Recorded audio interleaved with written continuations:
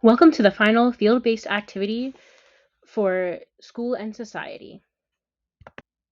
In this activity, we will be discussing globalization. Throughout the research that I explored and my conversation with my field advisor, we focused on globalization and its effects on our world today, as well as the effects of advancing technology on how those two things have really impacted and changed the jobs and the skills that are needed to really survive and thrive in our globally advancing world. Now, we also focused on how those facts have impacted and influenced education and the classroom. Focusing on globalization and the advances of our world and how our world has changed and how that changes education is a really popular topic in research. So there were numerous different articles that I looked at and examined, and that influenced our conversation during our uh, field advising. However, we'll for this activity just focus mainly on going a little bit more in depth with two of those articles. In the article written by Rock and colleagues, they started out by really just reinforcing and confirming the the idea that our world really has changed with technology, and that technology really has brought our world closer together and made it more connected and more engaged than ever before. And the fact that our world is more connected and more engaged with one another, even regardless of space or distance, that or even language barriers, that this increased connectivity has led to a need for a change in how and what we focus on in education and in the classroom. So they discussed the effects of globalization on education, um, and different skills that are now needed that weren't necessarily needed or as important in the past. They also focused on uh, making a picture of what a globally competent student looks like. So some of the points here for competent students are that they're able to investigate the world around them. They understand and they're aware of the things and the people around them and how that others think differently, and they recognize the different perspectives of others. They're able to communicate their ideas to others, and they're also able to take action, because it's important not to just have knowledge, but to also act upon that and to support others and have empathy for others. So those were some of the basic ideas that were presented in this article. Hunt, in her article, also confirmed a lot of the ideas that um, globalization really has increased in our world and therefore has influenced our education, and we need to prepare our students with the skills they need to be good global citizens. Now, in her article, she focused more on practical ways of doing this, um, more ways of making sure students are aware of the world around them, that they respect and value the diversity of others, and that they're able to collaborate, as well as many other different global citizen skills. So one great way that she encouraged that in the classroom we can support the development of these important global citizen skills for our students is through different STEM activities. And she said that activities such as common STEM activities really help students to be able to focus on different problems that they might not have considered before, to apply different soft skills such as collaboration, working with one another, um, or approaching things from different perspectives that aren't necessarily uh, as easily accomplished in traditional forms of education.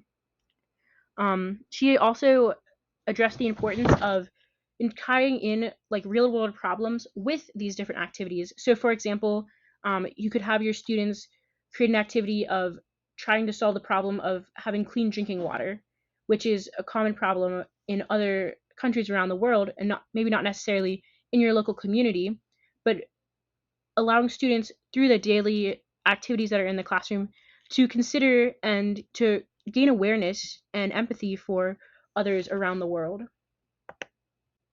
I was able to engage in a really good conversation with my field advisor, Sister Mary John, who is currently a fourth grade teacher in a Catholic school in Indiana, about the idea and the impact of globalization in education and what we should be doing as educators. There was a lot of really good points that she brought up, and a lot of different ways that she discussed the impacts of globalization on her classroom and on different experiences she's had in the past as well. But we will just focus on three things that really stuck out to me from that conversation. As you can see, these are the three main points that really stuck out and summarize my conversation with my field advisor. The first one, the idea of supporting diversity, was really present throughout all the literature.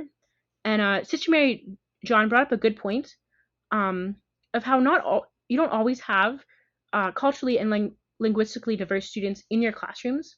In the past, she's had some classes that were very culturally and linguistically diverse, where her white students were really the minority, and her English speaking students really were the minority in some of her classes. But this year, she has a different experience, where diversity is really the minority in her classroom. So she discussed the importance of and the ability to increase students' support and openness to the diversity of others by focusing on things even such as diversity in how one would approach a math problem. Um, she said that math is a great way to open students' eyes to the diversity within the human race. That so often one student will look at a problem and think of one way to solve it, and another will think of a completely different way. And very often, both ways are completely legitimate ways to solve the problem. And just having those conversations and asking students how they approach a problem, and just talking to them about how it's okay that we're different. It's okay that we approach things differently, and really seeing the beauty in that and how we can support one another in our diversity and in the different ways that we approach problems or different experiences. So I thought that was really beautiful how we can support diversity even in small, subtle ways within our classroom. The second point she brought up was she did confirm what the literature had said, that with globalization, teachers and students need a broader set of skills than they have in the past, especially with technology as well. That also incorporates the need for a broader set of skills. But even though students need broader skills and there is more things that they need to learn about and to be involved in, that it's still important to teach them and help them to recognize the need for virtue. That yes, it's important to be able to learn how to engage with technology and how to communicate with others through technology, but we also need different virtues such as prudence. For example, when engaging in discussions with others online, we need prudence to know who we're talking to, know what to share, when to share different things. So it's really important to not only focus on teaching students the skills they need, but also different virtues, and especially charity and empathy. She mentioned how charity really is one of the greatest virtues, and how it really is needed, like the literature says, in a diverse world and a global world. That we need to recognize and we need to model and teach our students that everyone is created in the image and likeness of God. Everyone is loved by God, and because of that, everyone has an inherent dignity that we need to support. We need to recognize that when we're engaging with individuals, either face to face or via technology, that even if these individuals are different than us, that they still are human beings and they need to be treated with that dignity. And we should seek to love and support them in their needs and bring them to Christ and bring Christ to them. So those are some really good points that she brought up about, uh, yeah, not only the importance of uh, just secularly recognizing others and engaging with others globally, but also just the importance of a Catholic education and how that should model and really support and teach students how to engage in a global world. From the conversation and from the literature, there were three things that really stood out to me that I would like to try to apply to my future classroom and teaching.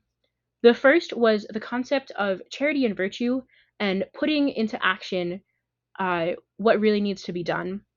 So each month, I will invite my students to reflect on the school community, the events that have happened within that community, maybe events that happened in individual teachers or students' lives, um, and just so that my students are aware of what's going on around them. But then I want to be able to take that knowledge, and as a class, I want to be able to identify different different individuals, whether it be teachers or students or workers, different maybe a whole class or different areas around the school that maybe are in need of additional support. Maybe they've experienced a loss of uh, a family member and they're struggling a little bit, or maybe maybe it's a certain season and maybe the custodial workers are struggling to keep up with maybe during flu season, keep up with all their needs and demands. So looking at the community around them that they are a part of, evaluating the needs, then I want our students to be able to, as a class, come up with a list of at least 1 to 2 ways that we can help them.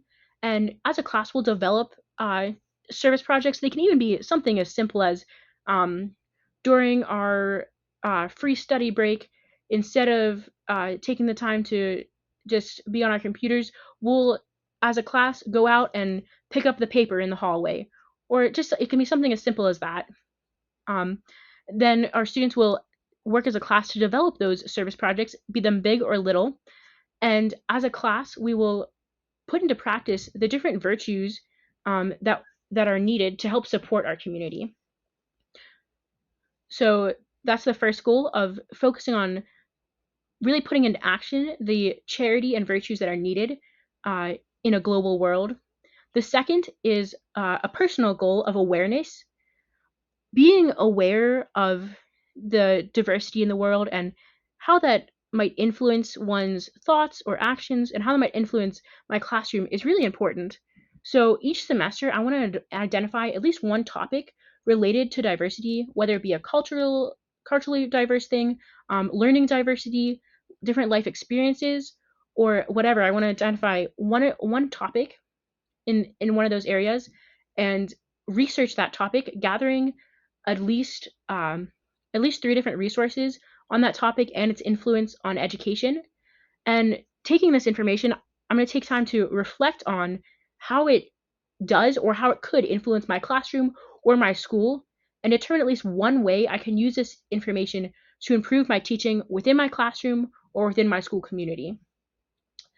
Lastly, um, more of a goal for my students, I want to be able to focus on global skills.